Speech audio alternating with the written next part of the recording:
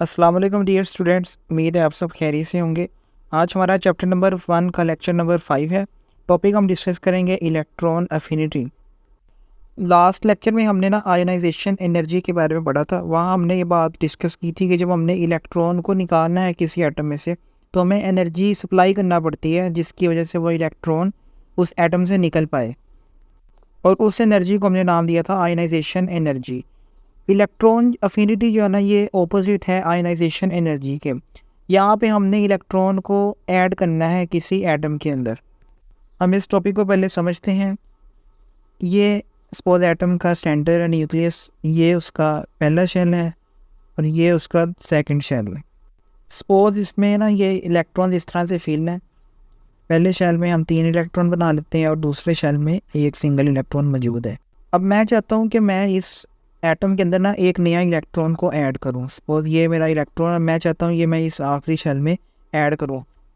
अब जब मैं इस इलेक्ट्रॉन को इस आखिरी शेल में ऐड करूँगा ना, तो यहाँ से ना एनर्जी जो है ना वो रिलीज़ होगी। इस एनर्जी को हम नाम देते हैं इलेक्ट्रॉन एफिनिटी का। अब हम इसकी डिफाइन रीड करते हैं। The first electron affinity is the enthalpy change involved when 1 mole of electron is added to 1 mole of gaseous atom to form 1 mole of gaseous union-active ion under standard conditions। अब वो ये बात कर रहा है कि जब हम एक एटम के अंदर इलेक्ट्रॉन को ऐड करते हैं ना, तो वो इलेक्ट्रॉन जो है ना वो ऐड होने के बाद एटम को आयन बना देते हैं। जैसे अगर आप ये देखें, क्लोरीन का एटम है, इसमें एक इलेक्ट्रॉन ऐड किया। अब वो इलेक्ट्रॉन ऐड होने के बाद एटम क्या बन गया? आयन बन गया। उस पर नेगेटिव चार्ज आ गया क्योंकि उसमें इलेक्ट्रॉन ऐड हुआ है। और इसके अंदर जो एनर्जी रिलीज़ हुई है वो इतनी अमाउंट की हुई है। ये है हमारी इलेक्ट्रॉन अफिनिटी। अच्छा, इसको उसने नाम दिया है इलेक्ट्रॉन अफिनिटी फर्स्ट, यानी हमने पहला इलेक्ट्रॉन ऐड किया, इसलिए हम इसको कह रहे हैं फर्स्ट इलेक्ट्रॉन अफिनिटी। और इसको हम रिप्रेजेंट किससे करेंगे? Delta H not EA1। EA1 का मतलब है इलेक्ट्रॉन अफिनिटी और 1 का मतलब है ये पहला इलेक्ट्रॉन ऐड हुआ है, तो इसलिए हम नाम दे रहे हैं इलेक्ट्रॉन अफिनिटी फर्स्ट। दूसरा, अगर आप डिफाइन पे गौर करें ना, यहाँ पे उसने बार बार वर्ड यूज़ किया है 1 मोल का। अब 1 मोल उसने क्यों यूज़ किया? क्योंकि जब हम इसकी एनर्जी की कैलकुलेशन करते हैं ना, तो उसमें हम मोल के हिसाब से करते हैं कि 1 मोल अगर इलेक्ट्रॉन्स ऐड होंगे तो कितनी एनर्जी रिलीज़ होगी। इसलिए उसने डिफाइन में 1 मोल ऑफ इलेक्ट्रॉन्स ऐड किए हैं, 1 मोल ऑफ एटम्स लिए हैं, और इसी तरह 1 mole of gaseous uninegative ions बनेंगे। यूनिन एक्टिव का मतलब है उनमें सिंगल चार्ज, जैसे क्लोरीन है उस पर 1 का चार्ज है, ये यूनिन एक्टिव है। नेक्स्ट वो कहता है this is the amount of energy released when 6.02 into 10⁻23 atoms of chlorine in the gaseous state are converted into chlorine ions. जैसे हमने ऊपर रिएक्शन देखा, उसमें 1 मोल हमने क्लोरीन का लिया था और 1 मोल किसके बन गए? उसके नेगेटिव आयंस के बन गए। Since energy is release so first electron affinity carries negative sign. यहाँ पे एनर्जी रिलीज हुई है, इसलिए हमने यहाँ पे नेगेटिव साइन लिखा है, जिसका मतलब एनर्जी रिलीज हो रही है। अब हम डिस्कस करते हैं सेकंड इलेक्ट्रॉन अफिनिटी। हमने भी देखा था कि हमारे पास एटम था, उसके अंदर इस तरह से शेल्स मौजूद थे और उन शेल्स में इलेक्ट्रॉन पड़े हुए थे, और हमने जो उसका आखिरी शेल था ना, उसके अंदर एक इलेक्ट्रॉन को हमने ऐड किया था और उसमें एनर्जी जो थी वो रिलीज़ हुई थी, जिसको हमने नाम दिया था फर्स्ट इलेक्ट्रॉन अफिनिटी का। अच्छा, अगर मैं अब चाहता हूँ कि एक इलेक्ट्रॉन मैं मज़ीद ऐड करूँ, और जैसे ये मेरे पास सेकंड इलेक्ट्रॉन, मैं इसको भी इस शेल में ऐड करना चाहता हूँ, तब होगा क्या कि ये जो पहले से मौजूद इलेक्ट्रॉन है ना, ये इस इलेक्ट्रॉन को करेगा रिपेल, यानी इसको वो रिपेल करेगा, क्योंकि इन दोनों पे क्या है? सेम चार्ज है, दोनों इलेक्ट्रॉन्स पर नेगेटिव चार्ज है। तो अब मुझे क्या करना पड़ेगा? अब मुझे उल्टा एनर्जी यहाँ पे देनी पड़ेगी। तो उस एनर्जी का नाम है सेकंड इलेक्ट्रॉन एफिनिटी। अब हम इसको डिफाइन करते हैं। The second electron affinity is the amount of energy required to add electron to 1 mole of union-active ions to form 1 mole of gaseous -2 ion under standard condition। तो ये actual में energy वो है जो कि हमें सप्लाई करनी पड़ेगी, ऐड करना पड़ेगी सेकंड इलेक्ट्रॉन को पहले से मौजूद इलेक्ट्रॉन के साथ ऐड करने के लिए। फॉर एग्जांपल अगेन यहाँ पे ऑक्सीजन की एग्जांपल हम स्टडी करते हैं। ये ऑक्सीजन का एटम था, इसमें हमने पहले एक इलेक्ट्रॉन ऐड किया है, तो उस पर सिंगल नेगेटिव का चार्ज आ गया, और इसके लिए जो एनर्जी रिलीज़ हुई है वो है -142 किलो जॉल पर मोल, और इसको हमने नाम दिया फर्स्ट इलेक्ट्रॉन एफिनिटी।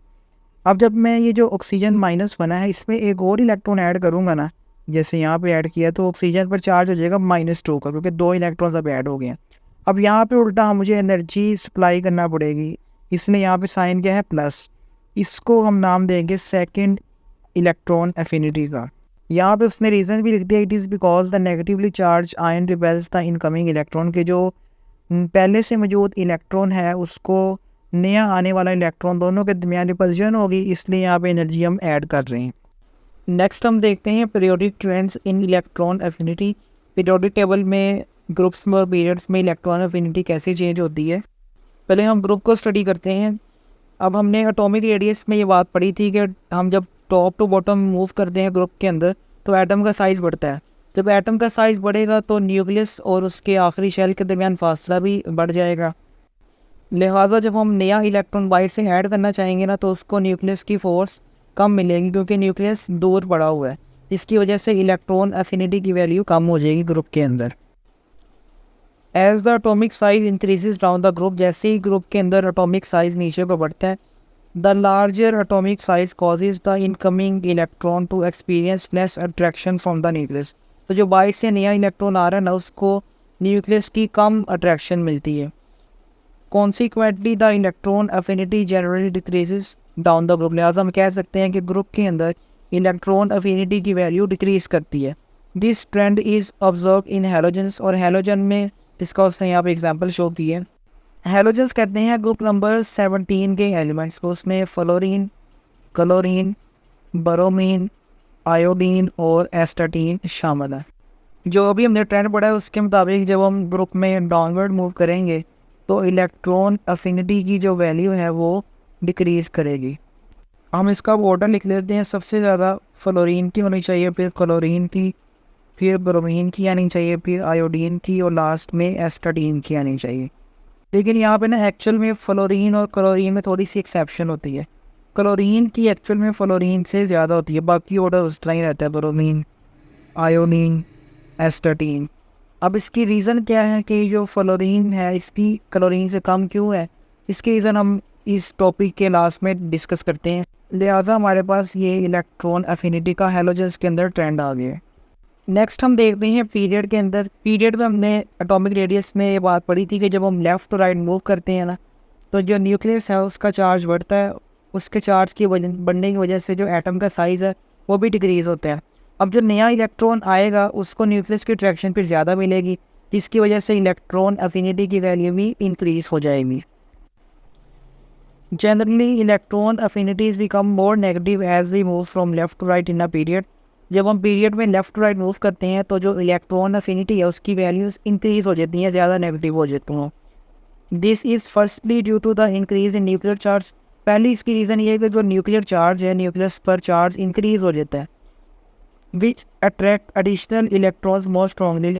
न्यूक्लियस की उन पर अट्रैक्शन ज़्यादा हो जाती है। And secondly due to decreasing atomic radius, और दूसरी रीज़न ये है कि एटॉमिक साइज़ भी कम हो रहा है।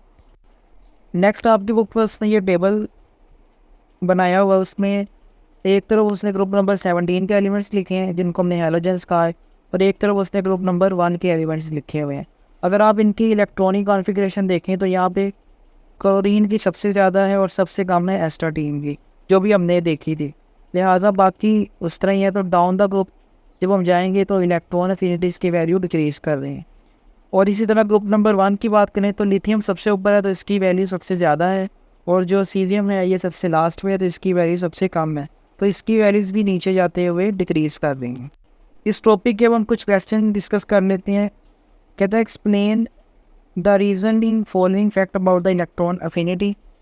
उसने कुछ सवाल दिए हैं, वो कहता है इसको आपने एक्सप्लेन करना है। क्वेश्चन नंबर ए है, first electron affinity of oxygen is -141 kilo joule per mole, but second electron affinity is +84 kilo joule per mole. उसने रीज़न पूछी है कि जो ऑक्सीजन है उसकी पहली इलेक्ट्रॉन एफिनिटी -42 है, जबकि सेकंड है वो प्लस में है 844। तो आपने इसकी रीज़न बतानी है।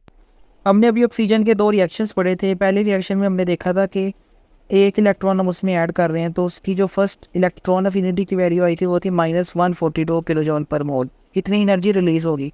लेकिन जब उसके अंदर हम सेकंड इलेक्ट्रॉन ऐड करेंगे तो वहाँ पे हमें एनर्जी देनी पड़ेगी, उसको हमने कहा था ये पॉजिटिव है, +844 किलो जॉल पर मोल। रीज़न हमने डिस्कस की थी, सपोज़ ये एक हमारा एटम है, इसके अंदर हमने ये एक ग्रीन कलर का इलेक्ट्रॉन मैंने शो किया ऐड किया है। अब जब मैं इसी एटम में एक दूसरा इलेक्ट्रॉन ऐड करना चाहूँगा ना, तो इस इलेक्ट्रॉन को ये वाला इलेक्ट्रॉन रिपेल करेगा, जिसकी वजह से मुझे यहाँ पे एनर्जी ऐड करनी पड़ेगी, और उसको हमने प्लस साइन से शो किया था। तो इसीलिए ऑक्सीजन की जो सेकंड इलेक्ट्रॉन अफिनिटी होती है वो पॉजिटिव होती है। क्वेश्चन नंबर बी है, which of the nitrogen and phosphorus has the higher electron affinity, justify with the reason. वो पूछ रहा है कि नाइट्रोजन में और फॉस्फोरस में किसकी इलेक्ट्रॉन अफिनिटी की वैल्यू ज़्यादा होती है, आपने रीज़न भी बतानी है। अगर आप इन दोनों की इलेक्ट्रॉनिक कॉन्फ़िगरेशन देखें तो इन दोनों के आखिरी सबशेल्स में इलेक्ट्रॉन्स हाफ फिल्ड हैं, यानी जो पी सबशेल के तीनों ऑर्बिटल्स हैं उनमें एक एक इलेक्ट्रॉन मौजूद है, और ये हाफ फिल्ड हो गया। और हाफ फिल्ड हमने देखा था कि उसकी स्टेबिलिटी ज़्यादा होती है। तो देखने में तो ये दोनों ही स्टेबल हैं, लेकिन एक्चुअल में जो नाइट्रोजन है इसकी इलेक्ट्रॉन अफिनिटी की वैल्यू कम होती है। उसकी रीज़न क्या है कि जो नाइट्रोजन का 2p सबशेल होता है ना, वो साइज़ में छोटा होता है, और जो फॉस्फोरस का 3p सबशेल है वो साइज़ में ज़्यादा होता है। अब इन तीनों के पास तीन तीन इलेक्ट्रॉन्स मौजूद हैं, लेकिन ये जो नाइट्रोजन है ना, इसके अंदर स्पेस कम है, इसका ऑर्बिटल होता है छोटा, और जो फॉस्फोरस है इसका ऑर्बिटल ज़्यादा है, इसके अंदर स्पेस ज़्यादा है। तो ये जो फॉस्फोरस का ऑर्बिटल है ये नए इलेक्ट्रॉन को ईजिली ला सकता है, तो यहाँ पे इलेक्ट्रॉन अफिनिटी की वैल्यू ज़्यादा रिलीज़ होगी। जबकि जो नाइट्रोजन है इसके पास इतनी स्पेस नहीं है कि वो नए इलेक्ट्रॉन को अकोमोडेट कर सके, तो यहाँ पे इलेक्ट्रॉन अफिनिटी की वैल्यू डिक्रीज़ होगी। अगर हम वैल्यूज़ लिखें तो नाइट्रोजन की होती है -6.8 और फॉस्फोरस की होती है -72 kilo joule per mole. C question है, fluorine has lower electron affinity than chlorine although its size is smaller, explain why. अभी हमने ये देखा था कि जो क्लोरीन होती है उसकी इलेक्ट्रॉन अफिनिटी की वैल्यू फ्लोरीन से ज़्यादा होती है, हालांकि फ्लोरीन सबसे ऊपर है तो उसकी ज़्यादा होनी चाहिए, लेकिन उल्ट होता है। अब इसकी रीज़न वही है जो नाइट्रोजन और फॉस्फोरस की है। अगर हम इन दोनों के आखिरी सबशेल्स को देखें तो उन दोनों में 5-5 इलेक्ट्रॉन्स फील्ड है, लेकिन जो फ्लोरीन है उसका 2p स्मॉल है, और जो क्लोरीन है उसका 2p ऑर्बिटल 3p ऑर्बिटल बड़ा है। लिहाजा क्लोरीन के ऑर्बिटल में नया इलेक्ट्रॉन आ सकता है, ज़्यादा स्पेस है, जबकि जो फ्लोरीन है उसके ऑर्बिटल में इलेक्ट्रॉन नहीं आ सकता ईजिली, क्योंकि वहाँ स्पेस कम है, जिसकी वजह से फ्लोरीन की इलेक्ट्रॉन अफिनिटी वैल्यू कम हो जाती है और क्लोरीन की ज़्यादा होती है। डी क्वेश्चन है, why noble gases group number 18 have positive first electron affinities, explain in terms of electronic configuration. वो पूछ रहा है कि जो नोबल गैसेस होती हैं जो कि पीरियोडिक टेबल में सबसे लास्ट में मौजूद होती हैं ग्रुप नंबर 18 में, उनकी इलेक्ट्रॉन अफिनिटीज़ की वैल्यू पॉजिटिव की होती हैं, हालांकि बाकी सबकी फर्स्ट इलेक्ट्रॉन अफिनिटी की वैल्यू नेगेटिव है, लेकिन यहाँ इनकी पॉजिटिव है। तो आपने इसकी रीज़न बता रही हैं। जो नोबल गैसेस होती हैं ना, ये पूरे पीरियोडिक टेबल में सबसे ज़्यादा स्टेबल मानी जाती हैं, क्योंकि इनके आखिरी शेल्स कम्प्लीटली फिल्ड होते हैं। जैसे आपके सामने ये सारी नोबल गैसेस मौजूद हैं, ये इनके सिंबल्स हैं और ये इनके एटॉमिक नंबर हैं। अगर आप इनके इलेक्ट्रॉनिक कॉन्फ़िगरेशन को देखें ना, तो इन सब की आखिरी शेल कम्प्लीटली फिल्ड है, और जो सब शेल कम्प्लीटली फिल्ड होता है वो सबसे ज़्यादा स्टेबल होता है। तो अब ये कम्प्लीटली फील्ड है, इनमें मज़ीद इलेक्ट्रॉन रखने की कैपेसिटी नहीं है। तो अगर हम इसमें फोर्सफुली नया इलेक्ट्रॉन ऐड करना चाहते हैं ना, तो हमें यहाँ पे एनर्जी ऐड करनी पड़ेगी, सप्लाई करनी पड़ेगी। इसकी वजह से इनकी फर्स्ट इलेक्ट्रॉन अफिनिटीज़ की वैल्यूज़ पॉजिटिव होते हैं। उम्मीद है आपको ये टॉपिक समझ में आया होगा। अगर आपको वीडियो अच्छी लगी तो आप वीडियो को लाइक, शेयर और चैनल को सब्सक्राइब कीजिएगा। आपसे मुलाकात होगी अगले लेक्चर में। अल्लाह हाफ़िज़।